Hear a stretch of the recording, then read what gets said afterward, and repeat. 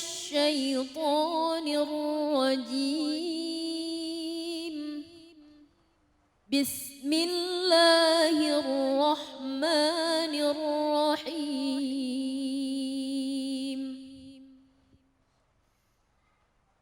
والذين يقولون ربنا هب لنا من أزواجنا وذرياتنا قرة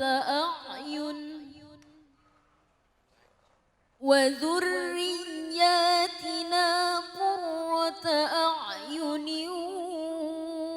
واجعلنا للمتقين إماما. صدق الله العظيم. Sadaqallahul azim, maha benar Allah dengan segala firman-Nya, surah Al-Furqan ayat 74. Nah, sering dibaca doanya Bu ya.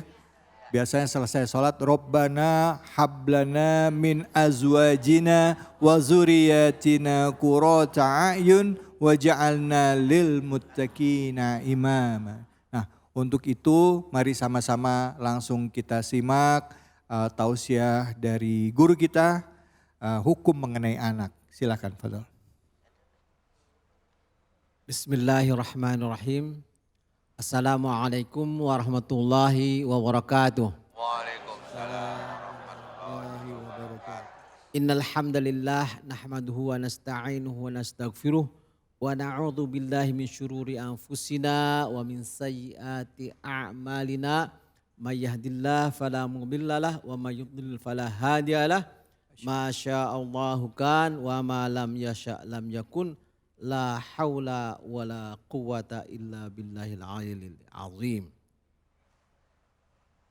Qala Allah Ta'ala fi kitabihil karim wa biqaulihi yahtadil muhtadun. A'udzu billahi minasyaitonir rajim. Walladzina yaquluna rabbana hab lana min azwajina wa dzurriyyatina qurrata a'yun waj'alna lil muttaqina imama. Bapak Ibu yang dirahmati Allah Subhanahu wa Ta'ala. Pada hari ini kita mencoba mentafakuri ayat yang telah menjadi doa. Saya yakin setiap hari ini Bapak Ibu membaca ini. Terlebih mungkin kalau sedang kesel, sedang jengkel, sedang sakit hati kepada anak dan pasangan. Dengan merintih kepada Allah, Rabbana hablana min azwajina wa dzurriyyatina qurrata a'yun. Merintih kepada Allah Subhanahu wa Ta'ala. Karena sesungguhnya jodoh dan anak itu kan bukan keinginan kita. Memang ketika kita kanak-kanak, begitu lahir kemudian berpikir bahwa istri saya namanya si Anu. Tidak pernah berpikir. Tetapi dalam perjalanan Allah memberikan. Demikian juga anak. Apa kita pernah meminta? Ingin anaknya yang begini-begini. Kalau kita bisa milih, anaknya anak kita yang kaya raya, ganteng, cantik dan lain sebagainya. Tetapi Allah memberikan anak sesuai dengan kemampuan kita dan menurut takaran dari Allah Subhanahu wa Ta'ala.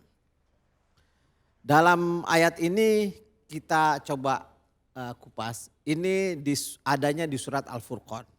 Surat Al-Furqan ini termasuk surah Makiyah, bukan Madaniyah. Jadi Al-Quran itu diturunkan di dua fase. Ketika Nabi Muhammad SAW masih di Mekah, maka disebutlah surat Makiyah.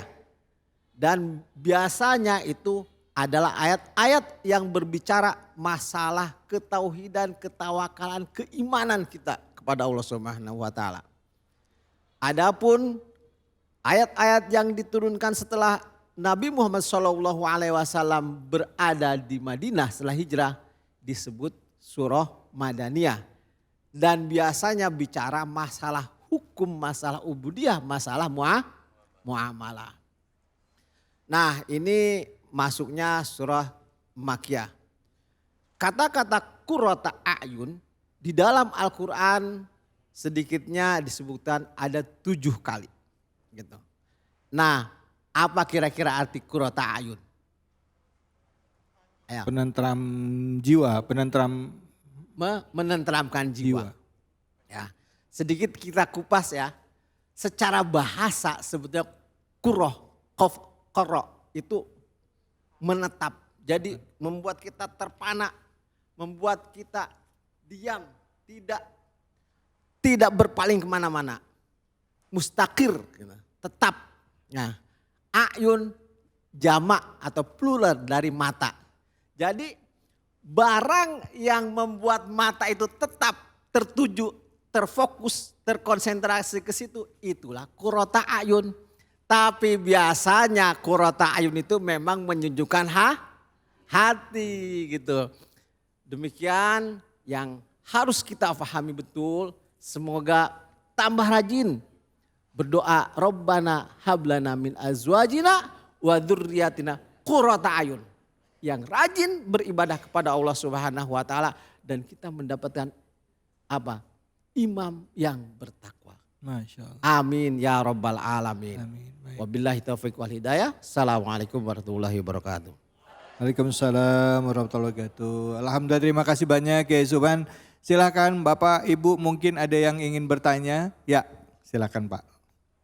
Langsung pertanyaannya. Bismillahirrahmanirrahim.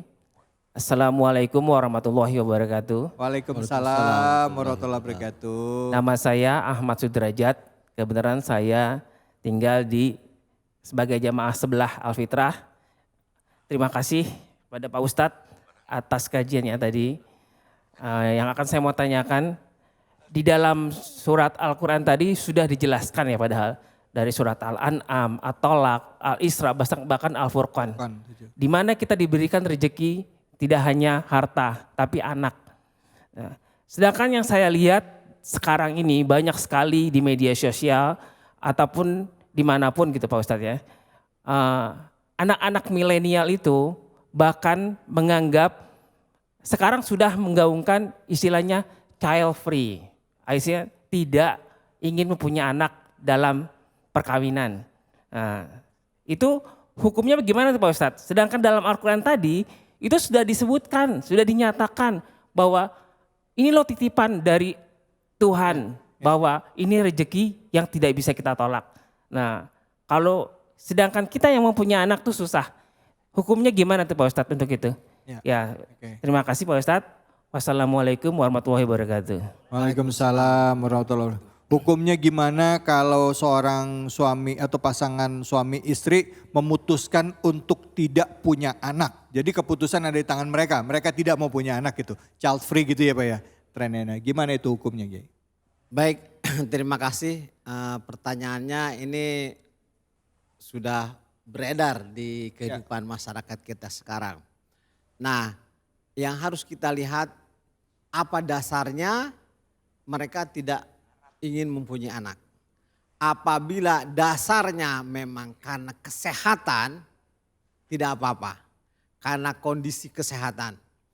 Akan tetapi kalau tidak menginginkan anak karena takut kelaparan, itu yang tidak boleh. Ya, wala taqtulu auladakum khasyata imlaq. Gitu. Nah, jangan membunuh anakmu. Mungkin tidak ada di antara kita yang membunuh ketika sudah hidup. Ya kan? Khasyata imlaq karena takut kelaparan. Takut tidak diberi mendapatkan makan. Jadi artinya kalau dia alasannya karena kesehatan masih ada excuse. Ya. Tapi kalau ternyata itu keputusan karena takut miskin atau misalnya nggak pengen punya anak karena nggak mampu biayain, udahlah nggak usah lah kita lebih enak berdua aja, itu nggak boleh. Itu yang tidak boleh. Karena tujuan pernikahan adalah untuk regenerasi. Oh, iya. Iya. Bukan untuk yang lainnya, untuk regenerasi. Itu coba tadi amit-amit, imut-imut, amit-amit, amat-amat. Ketika kita sudah kakek-kakek, kita menganggap anak itu amat-amat.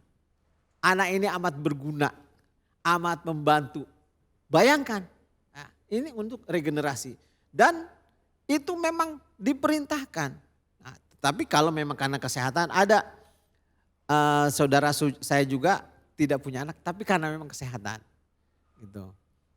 Nah itu kita lihat kondisinya bagaimana. Iya. Kalau trennya sekarang untuk kebebasan sebaiknya dihindarkan. Karena itu kita sudah keluar dari perintah Allah Subhanahu wa Ta'ala. Gitu. Iya. Kira-kira jelas Bapak? Ya, baik. Terima kasih. Jadi memang salah satu itu Rasulullah memerintahkan kita menikah selain ibadah juga untuk berketurunan ya.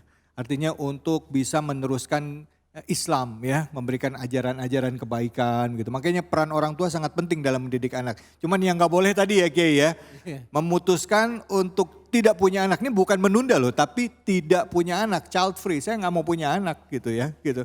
Nah itu dia, kecuali memang dalam alasan kesehatan tadi ya Kiai. Baik itu Pak sudah terjawab ya Pak ya. Baik mudah-mudahan juga pemirsa terjawab juga. Nah ada juga yang mikir gitu kan, jangankan punya anak nikah aja juga belum gitu. Ya mudah-mudahan yang belum nikah dapat jodoh, amin ya, ya. Yang belum punya anak bisa dapat anak yang soleh dan soleha, amin ya rabbal alamin. Baik, habis ini kita akan ngaji bareng ya sama guru kita Kiai Haji Munawir Ngacir. Munawir Ngacir. Jadi hanya di sini di Cahaya Hati Indonesia.